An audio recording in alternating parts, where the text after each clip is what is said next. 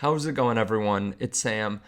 It's about time we talk. This is something that I've been considering a lot recently, and I think it's something that I just want to put out there. It's a little bit different than my normal videos. It's not really news-based, but I hope I hope you realize there are other people thinking the same thing as what you're thinking. And again, this is just hopefully helpful to some people. Again, it's not going to be based on, what's Bitcoin's price going to be next week or next month or some big piece of news. Of course, there is some news, right? Like apparently, according to Robert Kiyosaki, World War III, Israel just launched F-35 to bomb Iran. Are you prepared? This is what happens, and then it gets a little bit political. We need strong leaders. This is why I support my friend Donald Trump for president. So there's some news there, right? Bitcoin doing well, up at 62,000, a little bit above that. If you want to trade crypto, by the way, there's the link underneath the video to Margex. I think it's going to do really well this bull run. So putting in some longs, getting ready for this next leg up, I think we'll do quite well. And you'll probably come out like a champ eventually when we do turn up and make our new high. Now, I've been wanting to talk a little bit more candidly about some stuff that I've been considering. I think we're all on the same page here. We all want to become wealthy. Obviously, we want to become rich. We want to get security. And I have a pretty big announcement. I wasn't sure if I was even going to talk about this, but I think now is a good time to be talking about it. We are expecting a child in a couple months. Now, this has got me thinking about a lot of different stuff, first of all. It's got me thinking about like what I want to be as a parent, right? And I think there are probably a lot of people, they're very similar to me, that maybe their significant other thinks about like stuff to get for the kid. And of course, I'm thinking about that too a little bit, right? But like how to parent is what I'm really considering, and like how to set the kids up with security. Because, and we'll get to some stuff that's not so kid related here in a second, but I don't want my children to be worried about money, right? And now I don't want them to be spoiled either. That's like a fence that you have to walk on, right? Or a tightrope where you don't want them to have some of the issues you've had, right? I came out of school with 6 figures of student debt. I was making less than $40,000 a year, and I don't want my kid to have to go through that stress. At the same time, I want them to understand the value of money. I want them to understand investing, because I realize it's really hard out there. And if you think everything's going to be given to you, you're probably not going to be real happy in life. You're probably not going to be real successful. Probably not going to be the best person, maybe. So when life does punch you in the face, you're not going to respond well. So I've been considering what I want to help provide for the child, whether it's college or starting their retirement funds when they're younger. And it's interesting because it kind of gets you to the root of all this. Like, okay, why am I trying to become wealthy in the first place, right? Because I spent a lot of time on this. Some people don't all the time have numbers going through their head. They can relax at night, and I'm just sitting there, on the couch, and I do relax, right? I do, but I sit there and I just constantly run different numbers. I'm looking at Zillow, I'm looking at different properties, seeing what they'll cash flow, running analysis all day. And it's one of those things that I like doing, but also it would be nice to be able to turn off. And I realize I've talked to a couple people about this kind of stuff, like what they want to help their kids with. And that's kind of where I come in, at least before the child's here. That is how I try to think about things to help them in life. Like I want to de-stress them as much as I can while not making their life too cushy, right? And I know there are other people like that. I know there are other people that constantly run numbers, whether they're looking at Bitcoin and where it will be in 10, 20 years, or they're looking at rental properties. They're thinking about different cash flows. They're thinking about what they can do in their business. And it's just like they can't turn it off. And again, at some point, you start thinking, okay, what is this all for, right? Why am I trying to get wealthy? Why are other people trying to get wealthy? And I think there are a couple different reasons. One is to feel better about yourself, right? That's not the best reason, but I think that's maybe one of the first reasons that people really want to get wealthy, is just to kind of shove it in other people's faces. Like, hey, you were mean to me, or you didn't believe in me. Look at how well I'm doing now. Suck it, basically, right? that's pretty hollow, right? You can spend a lot of money, a lot of wasted money, wasted potential doing that, but it's to kind of fix maybe some other problems, right? Some people that were rude to you or abused you or something like that. Another thing, this is, I think, where I'm driven a lot, and I'm sure a lot of other people are, it's security. Maybe you've been in a place where your family didn't have money, or you didn't have money, you were broke. So you always feel like you need more security. And I'll be honest, I was watching a podcast with Steve-O and Graham Stephan last night, just kind of stumbled upon it and started listening to it. And they asked him what Steve-O's biggest fear is. And it's not, some stunt that puts him in the hospital. It's not dying alone or anything like that. He said it's dying broke, right? And I'm sure that's just like one of the things, right? But that's what came to mind. And I thought, that is a big fear of mine too. I'm not sure it's my biggest fear, but like that is what I constantly think about. Like, okay, worst case scenario, where am I going to be? Medium case scenario, where am I going to be? Best case scenario, or like a good scenario, what I think will happen, where will I be? Based on how much I'm making, what my investments are, that kind of thing, our expenses. And I was literally running that analysis yesterday. And it was the first time that I'd done that. I don't want to say ever, but in a very long time, maybe. And then I heard that podcast a few hours later and I thought, Steve-O is much wealthier than I am, can probably turn on a money faucet just like that. And yet he's still worried about security. So I'm not sure it's something that really goes away. Now, of course, if you have more money, then you have more security, like whether you feel like it or not. I think we're kind of predestined to have like natural feelings of anxiety, like a certain baseline level. And if you make a lot more money, in the short term, your anxiety might go up, but then it might come back a little bit. You have to like make a conscious effort to talk yourself down. Like, nope, I am in a much better situation than I was. Let's say you're worth $300,000 versus $10,000, or you're negative or something like that. No, I am in a much better situation. I am more secure. I just need to calm down, or I need to refocus my energy, right? I used to have it where I was used to the dopamine of working out every single day. And if I didn't work out literally for one day, I'd feel depressed. And part of that was probably because I didn't feel real great about other things in my life. I wasn't getting dopamine from other things. Maybe that was healthy because I was working out every day at that point. But that, I think security is probably the biggest driver for most people. They want to feel like they have that security, but just keep in mind, I think a lot of the time it's fantastic when you become wealthier, but also you're going to feel kind of insecure no matter what, right? If you stagnate, or if something goes wrong, or if you lose your job or something like that. But hopefully that security is there where you have the cushion and that kind of thing. And that might have come from a bit of a privileged position for me now, but I have been six figures negative net worth before, making a small amount, like 20% of my income was just going to interest, and that was pre-tax. Like I've been there, and security is very important. Another reason people try to get rich is getting your time back.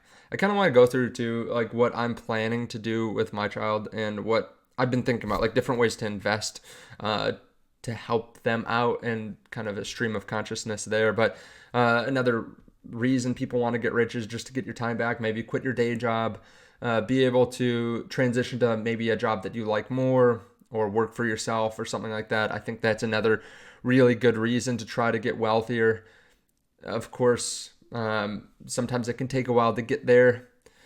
And sometimes people don't really want to work that hard to build up that other business to be able to jump over. I've been watching so many like financial audits and Dave Ramsey show and stuff like that recently, just to get a feel for how people think and act.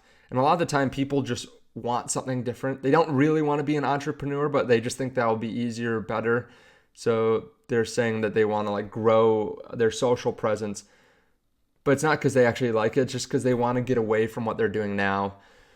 So sometimes getting your time back, maybe I used to have a spreadsheet actually where I looked at days bought back or something. I forgot how I phrased it exactly. I think it was like that, something along those lines.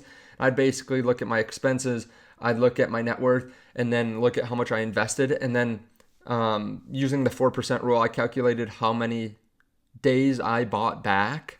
So let's just do some math, for example. So let's say your annual budget is $100,000. Because of the 4% rule, you need $2.5 million to be able to retire on that. So you divide that number by 365, and that's how much you need for 1 day bought back in investments. So for example, 100,000 times 25 is 2.5 million, divided by 365. To buy 1 day back, you'd need $6.8 thousand invested. So I used to look at that and just think, okay, like this month I bought back half of a day's worth of my future. Or what I also did, and I hope you're understanding this, but I also looked at the compound growth of it, because at that point I wasn't making much money. But I thought, okay, I need $6,849.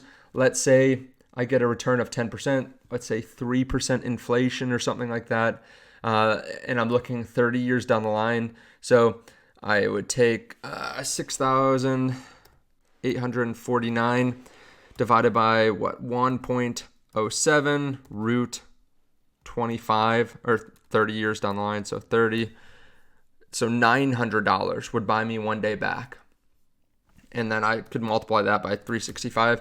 I'd need about 328,000 to buy all my time back. I could just put it in the S&P 500, sit there for 30 years, then I would have $100,000.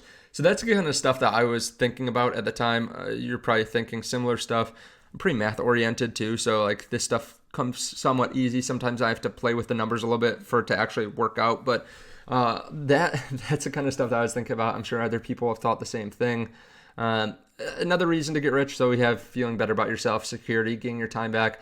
This is kind of similar to getting your time back, but opportunity, right? Maybe you have some big business venture and you want capital to be able to obtain that opportunity, right? There's something that you think will come along and you want to be able to jump on it. Maybe it's just getting your time back for an opportunity, right? Also, another reason to get rich, it's kind of like the scoreboard of success. And I realize that it's an unfair game, and I realize that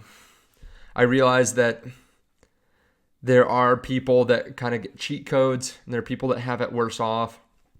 That's also true in sports too, though. Like in the game of basketball, for example, there's some people that are just built different, right? If you're 6'8" and athletic, it's kind of a cheat code, right? Like you're just kind of born in a privileged position. You still have to work hard to do really well, but you could be a college player probably fairly easy if you're well coordinated, you're tall and athletic, and you're built well naturally. Like it's probably not going to be as hard for you as someone 5'8".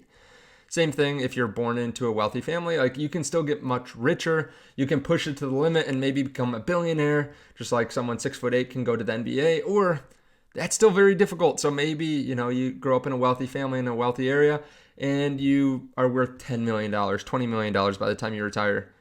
That's really good for the average person, like fantastic. But maybe you didn't have to work that hard to get there. So I just think that money is a bit of a game. It's kind of like your health, right? In the sense that it's like a long-term scoreboard that's measurable. Unlike relationships where you could cannibalize them, you could not be real great with friends, and it's really hard to tell just by looking right away. Unlike that, it's more like health, where someone can look at you or measure you and be like, you are very healthy. Just like, you can look at someone's net worth and say, that is a very significant net worth. And it's kind of fun, not that you should compare yourself, but it's fun to have those kinds of numbers to work on, I think, over time, especially if you're someone that finds business fun or investing fun. And then there's also giving it away, right? Like, I don't know, giving money to people that need it, helping out family members, giving to your church, whatever you want to do.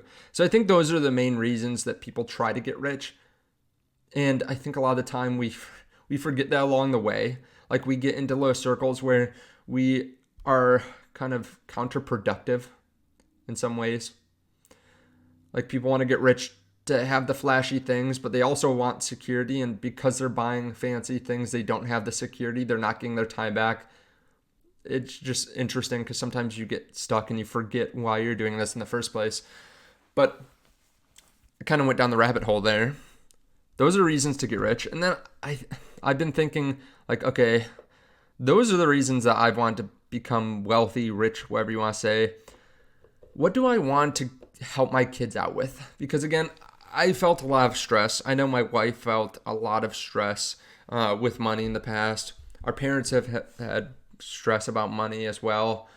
And everyone's in a different situation, so I don't want to speak for everyone. But I do want to help my kids out some way, right? I want them to have a better life than I had, right?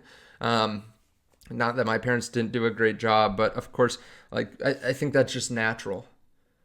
At the same time, I want my kids to be tough. I want them to understand the value of money. I don't want to give them, everything. I've been at college before, right? I went to a big college, and I've been around people that were in fraternities or sororities that just, their parents were paying for everything. They didn't take it seriously. They didn't go to class. They didn't treat it with respect or treat their parents' money with respect. And maybe that's fine. Maybe their parents didn't care. Maybe it was a stretch for their parents, right? Maybe it was a stretch. Maybe their parents were going through something. And in the end, like, I don't want my kids to get everything and feel entitled. I also know how hard it is in the real world. I understand that, my money could go away for some reason. So I want my kids to be set up well so that they don't rely on me. So I've been thinking about what I want to do. I've talked to my wife about it. We've had long conversations because this was a point of stress. And I think there's got to be a name for this, but one of my things that I focus on a lot as a parent is like what I want to instill in my children and then how I want to make their life better and take away stresses. So we have talked about college. We've talked about investment accounts mostly. Those are the two things where, like, how much college do we want to pay for? And we could pay for their entire college. We've considered, putting enough money away pretty fast to pay for college, unless college just gets extremely more expensive, more than inflation, right? Because you can start a 529 plan when your kids are, before they're born, actually. But you can start it easily when they're born and then invest money in there. So you can put money in there and invest it for them in different, in different assets. So just based on the rate of return of the S&P 500, let's say it's 20 years, just to make the math easy. The S&P 500 should 4x in that time. I also own Bitcoin, right? I own some rental properties. I own stocks myself. So like we could cash flow even if we didn't have a separate account for it. But I think just put it away for them, get some tax incentives right away. So we have that option. We don't necessarily want to pay everything for their college, even though we had to pay for college. We don't want them to have to pay for everything, just because I think there's a lot of stress there, and it kind of sets you off on the wrong foot. Again, I realize this is such a different video, but again, just stream of consciousness. Like first of all, if you go to college, you're losing out on 4 years of working. Let's say you make $40,000 a year, which I think that could be the average after 4 years of working. Of course, I realize it's tough out there, but you can find a $20 an hour job, especially if you're willing to waitress or be a waiter or something like that. You can make $40, $50 an hour. So let's say they make $40,000 a year. That's $160,000, maybe $180,000 after some investments, just like in the S&P 500, especially if you're willing to stay at home. Maybe you buy your first home, something like that. So $180,000, $200,000 you miss out on. You also pay six figures to go to college. Maybe you work part-time in college, I suppose, too. So you could have a little bit of money there, but you're spending six figures at a college between staying at the college and the tuition and the books, right? So you're looking at maybe a $250,000 investment over 4 years. Now, the compounding on $250,000 is nuts. Let's just pull it up here. $250,000 times 1.07 root 40 years. So by the time you're 60, that $250,000 would be worth $3.7 million, and that's inflation adjusted. So that's an insane amount of money that you're missing out on by going to college. I don't think a lot of people get that return. I don't. I think unless you're becoming an engineer, a nurse, a doctor, something like that, you're probably not getting a huge return by going to college. I know people that have worked their way through college and their jobs have paid for it. It was much more focused on the actual job, and then, the college was part-time, and I think that's actually a really good way to go through college. But we want to set some money aside, right? Because we realize our kid maybe will want to go to college, maybe their job will require it, and we want them to have the option. Also, if you haven't looked into it before, there are ways to get the money out and shift it around if your children don't want to go to college. So that is one thing that we're considering, not paying for the full thing, but maybe paying for half of it, or saying we'll pay for half and then actually paying for the full thing. Maybe paying for the full thing, but requiring them to be in certain extracurriculars or have a job the entire time or part-time or something like that, to still understand that money is not easy to come by. And I'm going to teach them a lot about money as well as children. I say they, just keeping it ambiguous. We're not having twins or anything like that. But that is part of what we're doing. I've also considered buying a rental property instead, for example. And I realize not everyone can do this, but there are some cheaper spots near us where rental property is not very expensive, relatively to what a lot of other places. So I thought, well, this could be kind of my investment. And if you just run the rough numbers, right? Let's say it's a $200,000 home. Let's say you put $50,000 down. Okay. That might be similar to what you would invest into a 529 plan over the 18 years before your child goes to college. But you put $50,000 down. Let's say it makes zero money, zero cash flow. There's no loan pay down or anything like that. Let's just say none of that over 20 years. But it appreciates. It appreciates maybe 3-4% a year.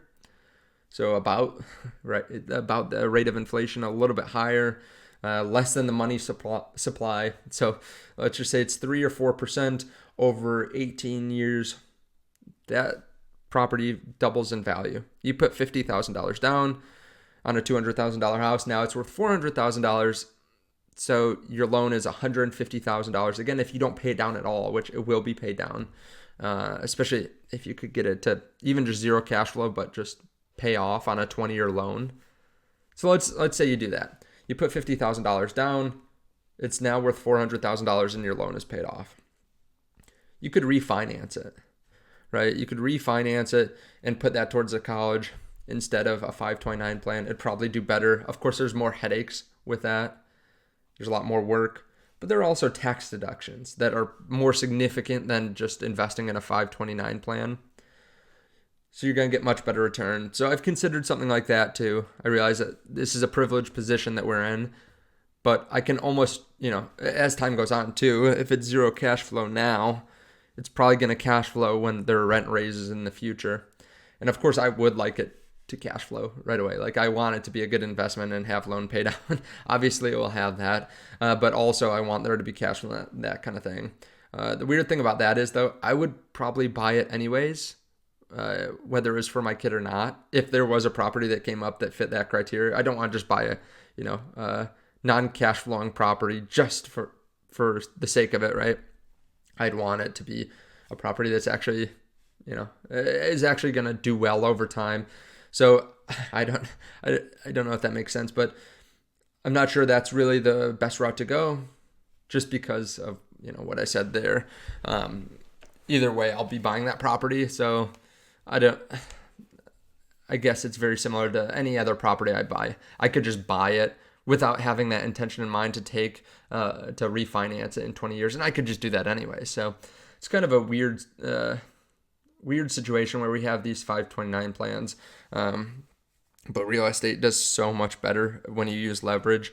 But so many people just use a 529 because it's simpler and takes less time, and it's easy for most people that have full-time jobs. But obviously I have the time to invest some of my time in a property that could be geared to that kind of paying off the college or paying for college.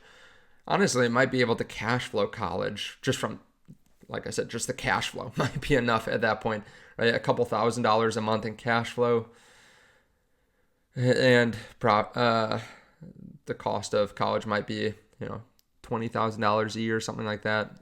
Of course, it's 20 years from now, so college might be a lot more than that, and it depends on where they want to go to. But you could always cash out refi. Obviously, there's Bitcoin that you can put aside for your child too. Let's say Bitcoin appreciates by 20% a year for the next 20 years. That puts around $1.5 million per Bitcoin. That's pretty nice. Okay. Let's say college doubles in price in that time. So maybe college costs $150,000 to $200,000 if you do it in state or a little bit cheaper. You could take a tenth of a Bitcoin and pay for your kid's college. That's pretty awesome. So you could also do that in a 529 account. I might do that. I might do that, honestly. Put most in the S&P 500, but put a little bit into Bitcoin and then just let it ride. They won't really ever notice it if Bitcoin goes down or goes to zero, which I don't think it's going to zero, but there's always a non-zero chance of that happening. So they won't really notice a 10% drop or anything like that. I don't think it'll be a problem. And I could always, put more in the 529 plan over time if need be, if Bitcoin goes down that much. But I don't think it will. I think it will perform quite well. And then, IBIT in 20 years instead of $37, maybe it's worth 20 times that. Right? Maybe it's worth $700 per share, which sounds crazy, but that's about what it would be if I'm doing my math right. At a $1.2 million Bitcoin, 1.5, maybe it's $750, $800. And I'm buying, thousands of dollars of it now. It's going to be worth a lot more in the future. So I've been thinking about this a lot recently. I realize very different than my normal video, but it's funny because this video won't do well in terms of views, but I think it's pretty relatable. And this is really why people invest, right? It's to get that time back. It's to have security. It's to maybe buy fun things, have a little bit more enjoyment in life. But we don't really think about that too much. We just are in the grind every day. So hopefully this video does well and we start reflecting a little bit on what we want, right? Like if you're trying to hit your FI number because you want to go to the job that you like more, you can probably jump ship before you hit your FI number. Let's say you're a job that pays you $100,000 and you just hate it and you're trying to, be able to retire so you can go pick up this $50,000 a year job that you really like. Maybe it's at a CrossFit gym or something like that. Or I don't know, maybe you want to do art or something. But you get paid $50,000 a year based on the 4% rule. You don't need to hit $2.5 million to be able to retire from that $100,000 a year job. You just need 1.25 if you need to supplement the rest of your income. And a lot of people don't consider this, but if you're saving for retirement and you're looking to jump to a different job, you don't have to replace all the income of the other job. So the numbers I just gave, right? You're at a $100,000 a year job. To retire, based on the 4% rule, you need $2.5 million. So what I just said was to go to a $50,000 a year job, you need 1.25 to supplement your income. But if you're already saving, let's say 40% at the $100,000 a year job, you only need $10,000 to supplement your income to get back up to $60,000. So you need $250,000 in investments. So a lot of people just don't think about that stuff. And of course, there are side benefits to having the $100,000 a year job. Like if something happens and you lose the $50,000 a year job, you're kind of screwed. Also, if there's no growth in that job, you're never going to save again, right? Compared to the $100,000 a year job where you can keep on saving for retirement for years and years and years, and putting away $40,000 at the $50,000 a year job, especially if you're starting to pull from your investments, you're kind of screwed. But these are the things I think about all the time. And I'm sure other people think about this stuff too. So just know you're not alone. You are thinking about the same stuff as other people. You're probably running numbers just like I am in your head a lot. And if you're not, well, that's okay, because sometimes it does get a little bit annoying not being able to really relax. And I'm sure a lot of people feel that. And are in similar situations where it's hard to relax for various reasons, right? But just wanted you to know that you're not alone. This is something that I think a lot of people think about all the time. And honestly, a lot of the time I think we do over worry. Like I said, we feel like we're not secure when we're in much better situations than we were a year ago or 5 years ago, 10 years ago, etc. And honestly, we're going to do fine. When you just look at a compound calculator, you put in your net worth, put in maybe when you want to retire. Of course, there are some outliers, some people they have not saved for retirement until later, that it gets more difficult for. But a lot of us will be just fine. Right? After enough time in the market, if you just don't screw things up too badly, you're going to do quite well. If you're in Bitcoin, you're probably going to outperform as long as you keep your head on straight. So a lot of this is probably not necessary. But just as humans, through evolution, we think about the things that we need to protect ourselves from, and we focus on those and try to work out every possible solution.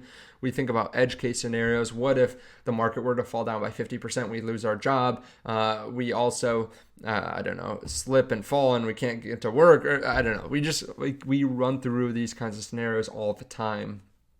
And it can be difficult, but I think we need to remember just to take a breath, refocus our attention on something else. We're doing the best that we can, assuming you are doing the best you can. If you're watching this video, you probably are. But yeah, we're going to be just fine in the end. Let me know your thoughts on this. Sorry, a bit of a weird video. Let me know what you're drinking too. If you've made it this far in the video, let me know what you're drinking. It's really early here. I'm drinking just water. Had some coffee already today. But hopefully you're drinking something a little bit more fun. I really appreciate you. Thank you so much for watching. Again, if you want to check out the link to Margex underneath the video, I appreciate it. You can start trading crypto, but it's not right for everyone. Make sure you understand what leverage is. I'll see you all in the next video. Bye.